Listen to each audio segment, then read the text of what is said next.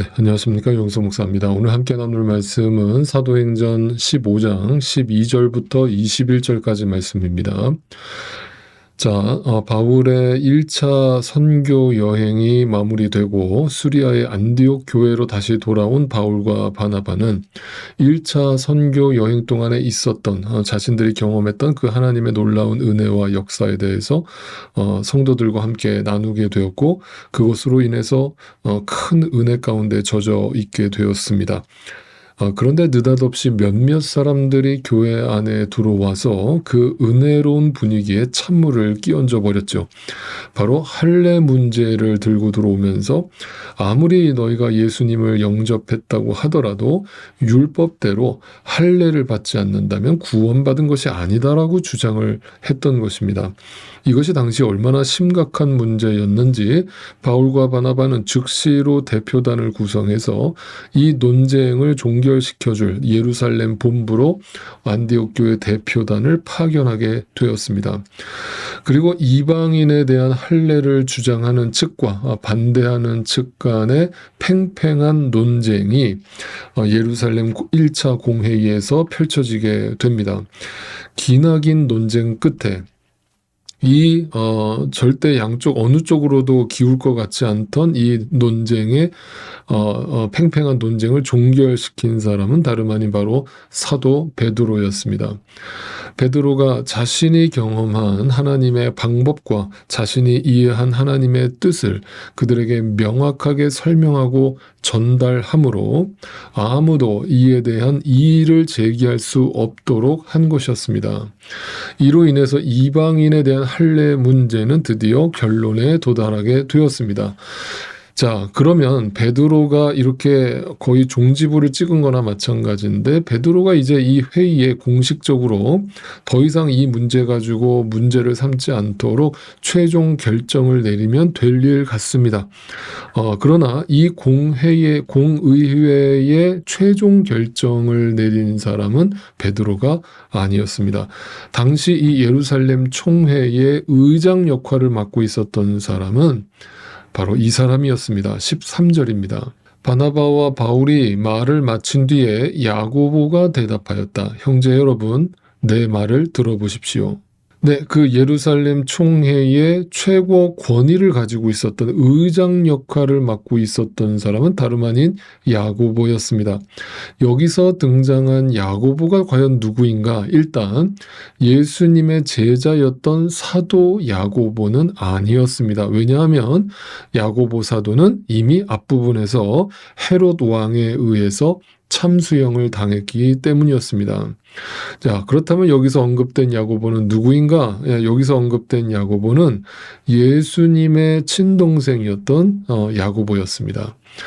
사도 베드로보다 더 높은 권위를 가지고 있었던 사람이 예수님의 동생 야고보였다는 사실은 우리에게 무엇을 말해주고 있겠습니까? 혹시 오해하실 분들이 계실까봐 설명드립니다. 우리나라처럼 학연이나 어떤 지연에 의해서 단지 예수님의 가족이라는 이유로 그가 예루살렘 최고회의의 의장직을 수행하게 되었을까?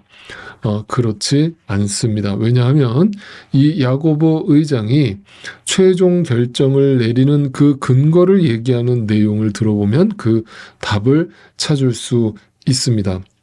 14절부터 이 야고보 의장의 최종 발언을 자세히 들어보겠습니다. 21절까지 한번 읽어보죠. 하나님께서 이방 사람들을 돌아보셔서 그들 가운데서 자기 이름을 위하여 처음으로 한 백성을 택하신 경위를 시몬이 이야기하였습니다. 예언자들의 말도 이것과 일치합니다. 예언서에 이렇게 기록되어 있습니다.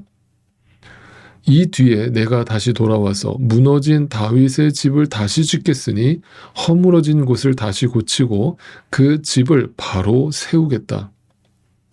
그래서 남은 사람이 나 주를 찾고 내 백성이라는 이름을 받은 모든 이방 사람이 나 주를 찾게 하겠다. 이것은 주님의 말씀이니 주님은 옛부터 이 모든 일을 알게 해주시는 분이시다.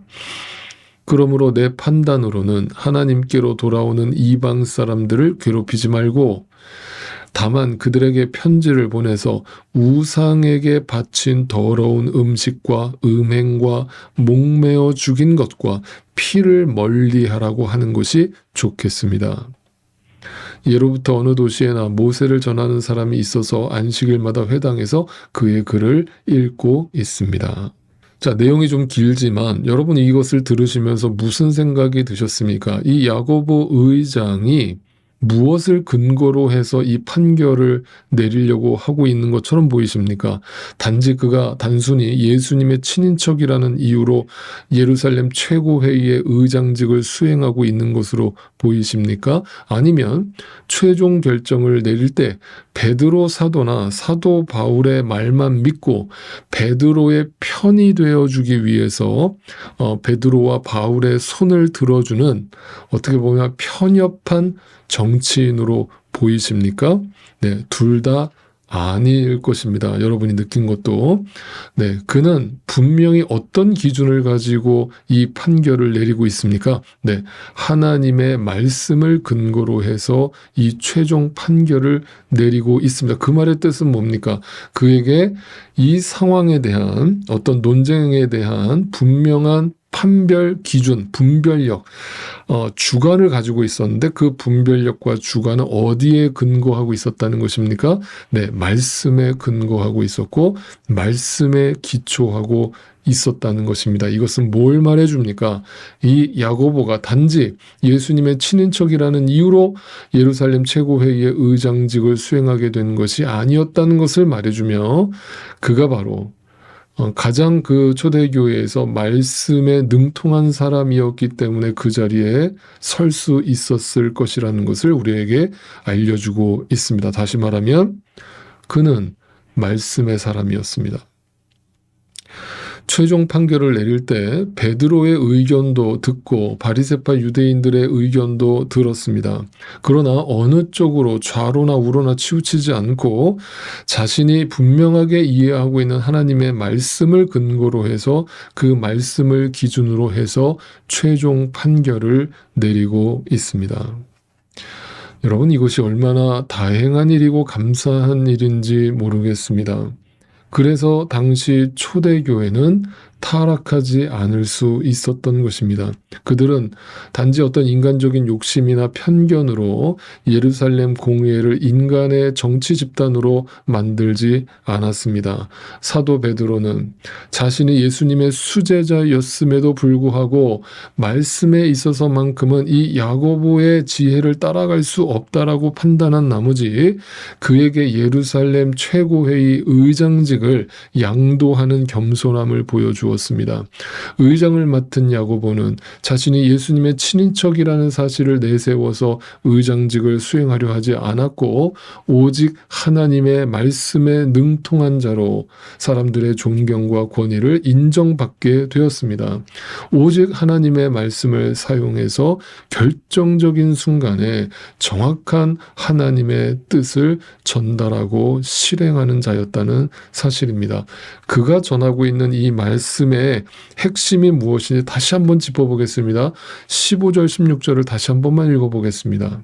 예언자들의 말도 이것과 일치합니다. 자, 베드로의 말만 듣고 판단한 게 아니라 그 베드로의 말이 성경 말씀의 내용과 일치하는지를 확인했습니다. 그죠? 자신이 말씀에 능통한 사람이 아니었다면 결코 이 판단이 설 수 없었겠죠. 단지 인간의 말에 현혹당했겠죠. 예언서에 이렇게 기록되어 있습니다. 이 뒤에 내가 다시 돌아와서 무너진 다윗의 집을 다시 짓겠으니 만약에 말씀을 인용하는데 그 말씀에 대한 인용이 단순히 문자적 이해 수준에 머물러 있었다면 이 말씀을 왜곡하기에 충분한 말씀이죠. 어떤 말씀으로 왜곡합니까? 다윗의 집을 다시 짓겠다라는 말을 문자적으로 읽으면 뭐예요? 유대인들이 기대했던 것처럼 다윗의 영광, 네, 다윗 왕국의 영광이 다시 재현되기를 원한다. 다시 말하면 우리가 로마의 속국으로부터 해방되고 이스라엘이 다시 어떤 강국으로 재탄생하는 그런 날이 올 것이다라고 해석할 수 있는 부분입니다.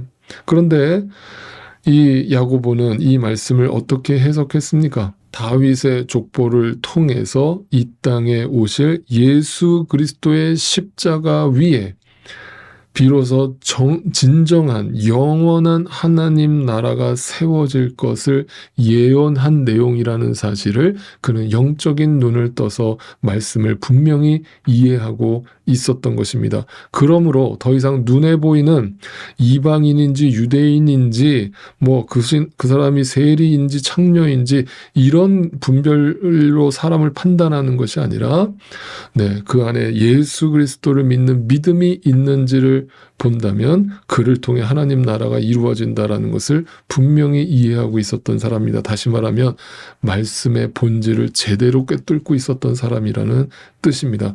그리고 18절을 다시 한번 읽어보겠습니다. 이것은 주님의 말씀이니 주님은 옛부터 이 모든 일을 알게 해주시는 분이시다. 옛부터라고 하는 단어에 주목하십시오. 이방인에 대한 구원과 예수 그리스도가 이 땅에 오심은 결코 어느 날 갑자기 이루어진 사고가 아니었음을 분명히 이해하고 있었습니다. 예로부터, 처음부터입니다. 처음부터, 창세 전부터, 다시 말해 오래전부터 세워진 하나님의 철저한 구속사의 계획과 그 하나님의 약속이 그 약속 가운데 하나님의 시간 속에서 이루어진 사건임을 분명히 알고 있었다는 뜻입니다. 여러분 아시다시피 이 구약의 예언이 실제로 이루어진 것은 그 예언이 선포된 시점으로부터 약 750년이 지난 시점이었습니다. 이 장면이 얼마나 감격스러운 장면인지를 다시 한번 깊이 묵상해 보십시오. 하나님의 말씀이 750년 전에 구약 선지자 아모스 선지자를 통해서 선포되었고 그 말씀에 따라 예수 그리스도가 이 땅에 오시고 철저하게 그 예수 그리스도를 통해서 이 땅에 이방인들도 주님께로 돌아오게 되는 역사가 일어날 것이다 라고 하는 그 예언을 그대로 믿었고 그리고 그 예언이 실제로 예루살렘 공의에서 그 말씀에 능통한 자였던 의장 야고보에 의해서 선포되고 있는 이 장면은 그 자체로 감격스러운 장면이 아닐 수가 없습니다. 이것이 바로 하나님의 신실하시고 철저하신 약속의 실행이었던 것입니다. 여기서 우리가 또 주목해야 될 것이 있습니다. 하나님께서 그에게 말씀을 주셨고 말씀을 깨달을 수 있는 영적인 눈을 뜨게 하셨고 그리고 그 말씀의 뿌리를 내려서 교회의 어떤 최고 권위의 의장의 자리에 그를 앉혀놓으셨고 그리고 결정적인 순간에 이방인들의 구원이 모함받고 어떤 제한받을 수 있는 그런 절체절명의 위기 상황에서 하나님의 말씀에 능통했던 의장 야고보를 통해서 그 이방인들의 구원을 확증짓는 이 놀라운 역사를 일으키신 분이 누구십니까? 하나님이시죠. 그렇다면 여기서 우리는 중요한 사실을 깨닫습니다. 하나님이 만들어 가시는 말씀의 사람은 어떤 사람입니까? 그 말씀의 사람은 어떤 자세로 이 땅을 살아가고 내 삶 속에서 그 말씀을 실천하며 살아가겠습니까? 말씀의 사람은 첫째, 결코 사람의 말에 흔들리지 않습니다. 그것이 아무리 나랑 친했던 베드로나 다른 사도들이 나랑 아무리 친했다고 하더라도 단지 친분으로서 그들의 말을 듣는 것이 아니라 정으로서 말을 듣는 것이 아니라 과연 그 말이 하나님의 말씀에 기초하고 있는가 근거하고 있는가를 보고 판단하는 것입니다. 두 번째, 어떤 자신의 편견이나 관념에 사로잡혀서 자신의 개똥 철학으로 하나님의 말씀을 재단하고 판단하려 들지 않았습니다. 오직 하나님의 말씀에 적혀 있는 대로 그리고 그 속에 담겨 있는 말씀의 본질을 쫓아서 모든 것을 분별하고 판단했습니다. 세 번째, 하나님의 말씀은 반드시 아무리 오랜 시간이 걸린다 할지라도 우리 인간의 시간으로는 상상할 수 없는 시간이 걸린다 할지라도 반드시 그대로 이루어진다는 사실을 믿고 기다리는 자였다는 사실입니다. 그러므로 그는 절대 조급한 자일 수 없을 것이고 매 순간 불안해하고 일희일비하는 그런 신앙생활을 이어갈 수 없었을 것입니다. 하나님의 약속이 반드시 이루어질 것을 믿음으로 바라보면서 기도하면서 잠잠히 하나님의 때를 기다리는 자였습니다.